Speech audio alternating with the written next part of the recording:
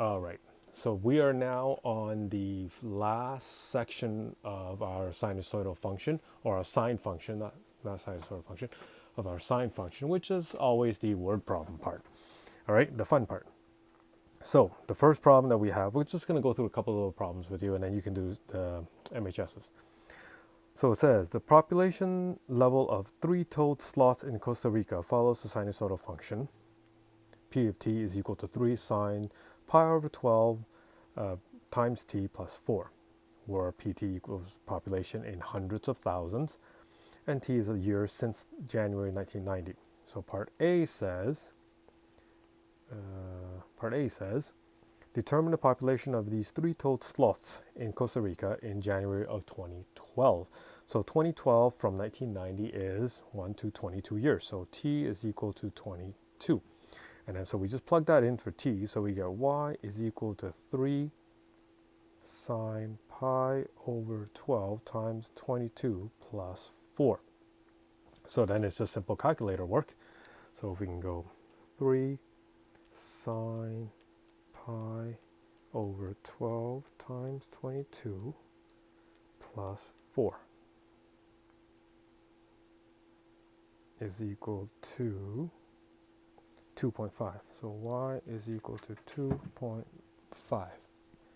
Okay, so 2.5 in hundreds of thousands is 250,000, right? Okay, so then we take 22, yep, so then that's 250,000, so 2, 5, 0, 1, 2, 3. So that is our final answer. And then part B, change it to red. Part B says, when did the population first reach 550,000? So now we know the y value, so it's 5.5 is equal to 3 sine pi over 12 times t plus 4. Okay, 550,000 is 5.5 because the value is in hundreds of thousands. So the first thing we do is minus the 4. So we have 1.5 is equal to 3 sine pi over 12 times t. And then divided by 3, 0.5 is equal to sine pi over 12 times t, right? Because that's all in the bracket. And then we do the inverse sine of 0.5. You should know this because that's one of our standard angles that we did, where there's our, our 30, 60, 90, the unit circle. That's what I'm talking about.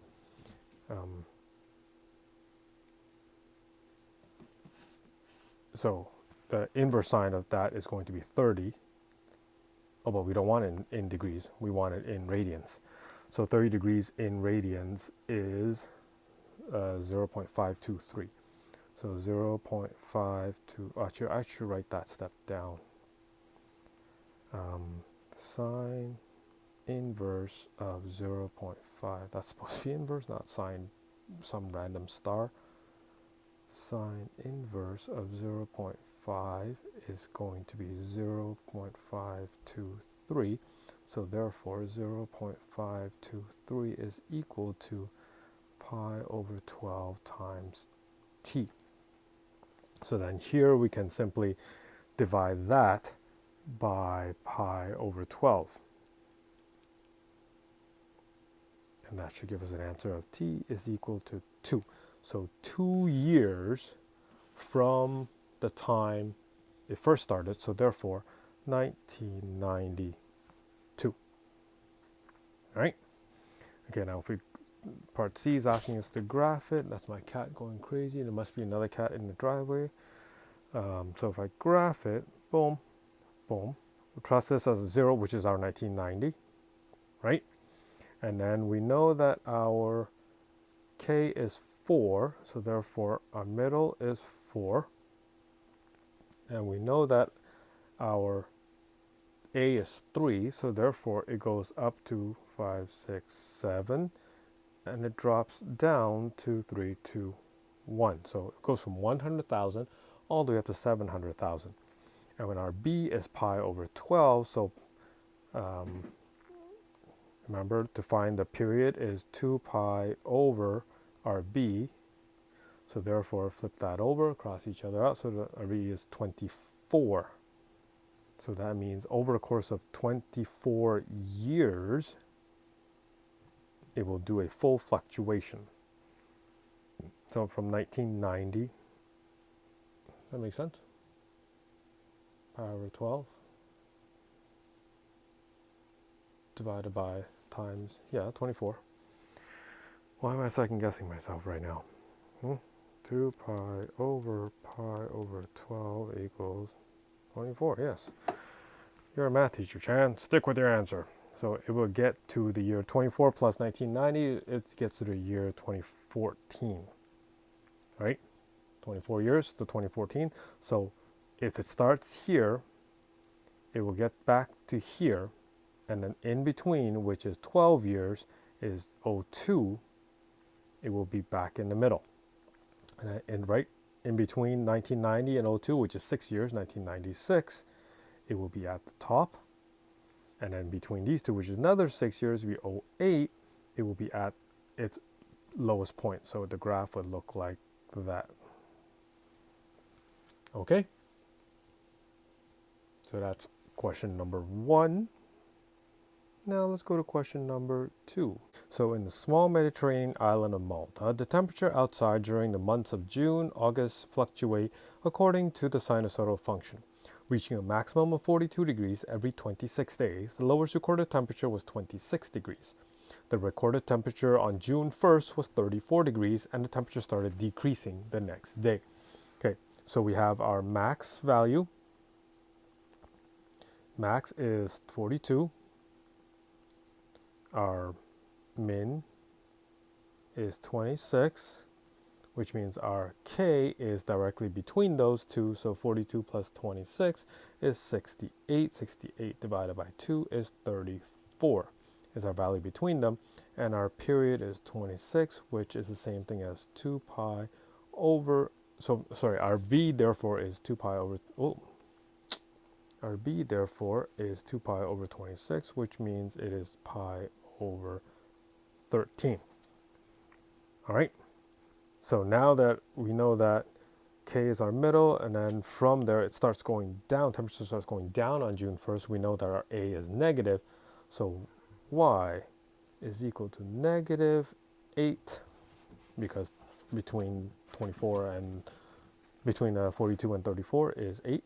So sine pi over 13 x plus 34. Okay, so that takes care of A. And then part B. What is the temperature on August 14th? So 14. So June has 30 days. July has 31 days. And August, well, it's 14 days. However, June 1st doesn't count because June 1st is day 0. So therefore, we will say plus 13, which gives us 74 days. So then we just plug it in. Y equals negative 8 sine pi over 13, 74 plus 34. And then it's just simple calculator work.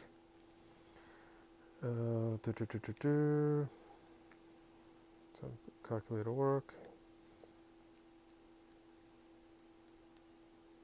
And we get an answer of 26.52. So y is equal to 26.52. No, I did that wrong.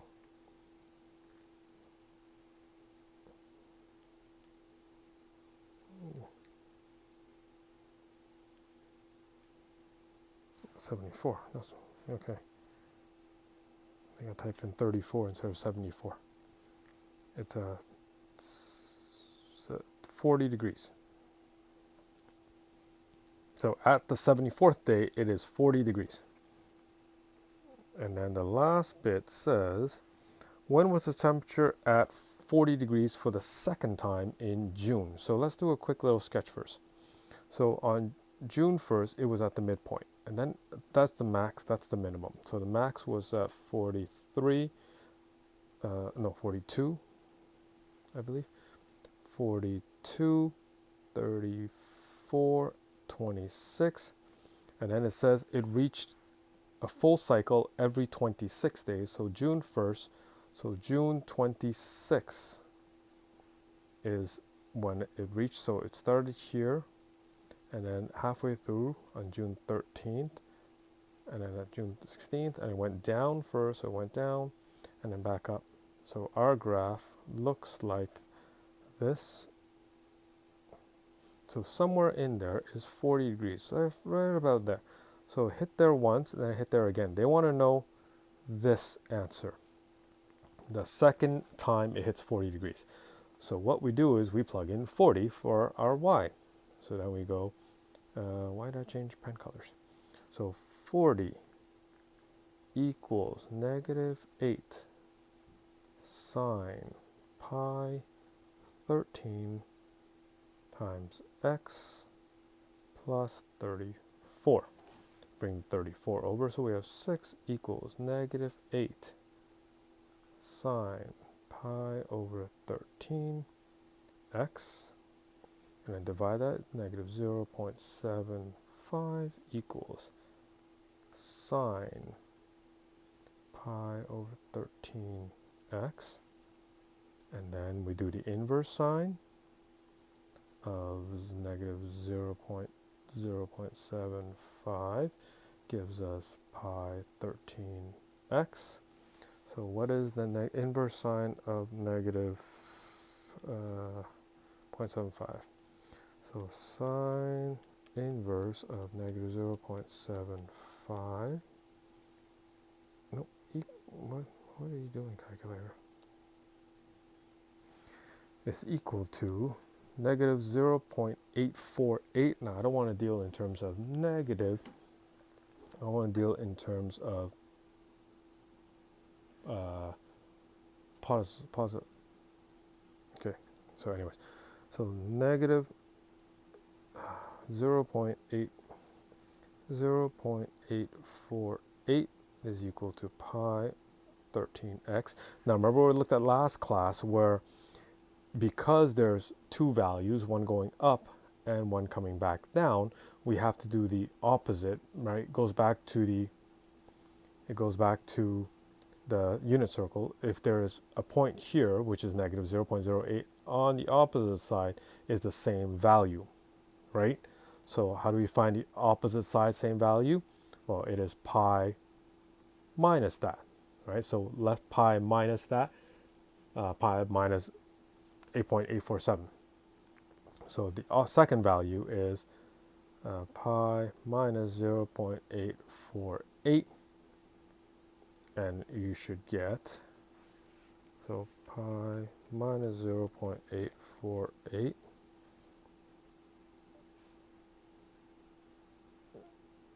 minus 0.848 gives you 2.293. So negative 2.293 is the other answer, right? So we have this is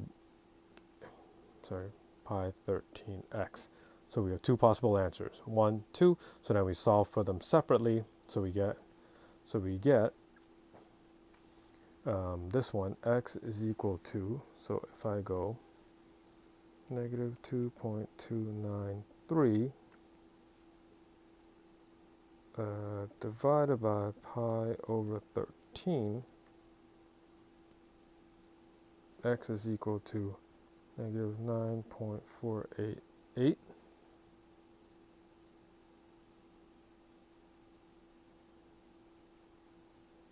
No, I don't want to deal with negative number.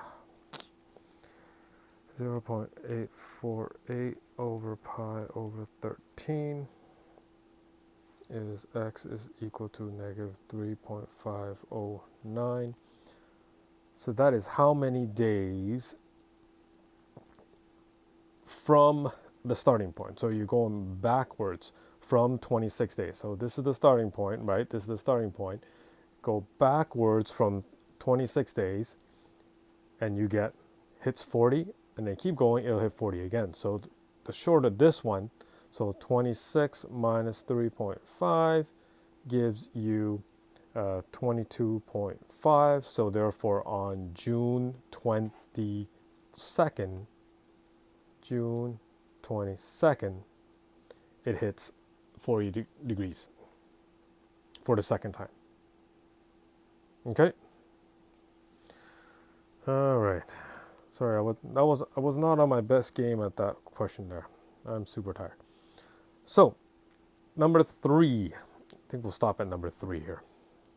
Mark and Linda started a company that sells fabric on January 1st, 2009. 2 years later, they found that several investors were interested in holding shares in their company. On January 1st, 2011, so 2 years later, they decided to make their company shares go public. Since then, the dollar values of one share has varied according to the rule y equals 4 sine 2 pi over 5 bracket t minus 2 all plus 12, where t is the number of months since the company is listed on the stock exchange. So since the months since January 1st, 2011. To the nearest cent, what was the value of one share when it was first listed? So we have to basically put t at 0. If we put t at 0, we get y. So y equals 4 sine 2 pi over 5, 0 minus 2 plus 12. So we get our answer of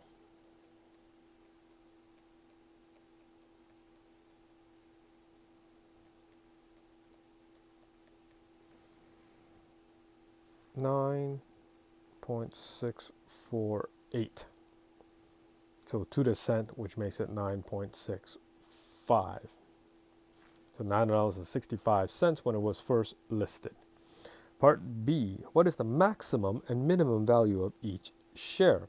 So max is just K plus A, which is 12 plus 4, and min, which is 16, and min is K minus A, which is 12 minus 4, which is 8. So $16 and $8 are the max and min. And then C, how long did it take for the share to reach its minimum value for the first time? So we plug in 8 as our minimum. So 8 is equal to sine 2 pi 5 t minus 2 plus 12.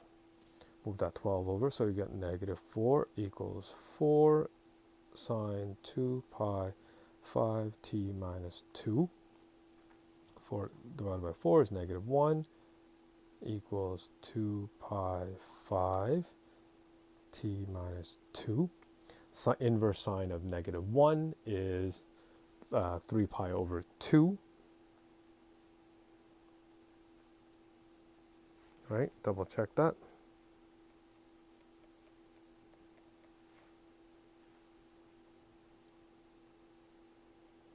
$1.57.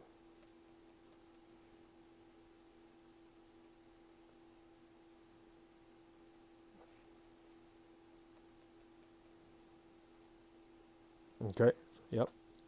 3 pi over 2 is equal to 2 pi over 5 t minus 2. So I divide that by that. So 3 pi over 2. 3 pi over 2. Come on, calculator. Divided by 2 pi over 5. 3 pi over 2 divided by 2 pi over 5 is 3.75, which is equal to t minus 2. Nope, don't need the bracket there. So therefore, bring the 2 over, so t is equal to 5.75. So 5.75 days for it to drop down to its minimum, or months, sorry. What is number of months? So 5 months for it to reach its lowest value of 8. Okay, that one's a straightforward one.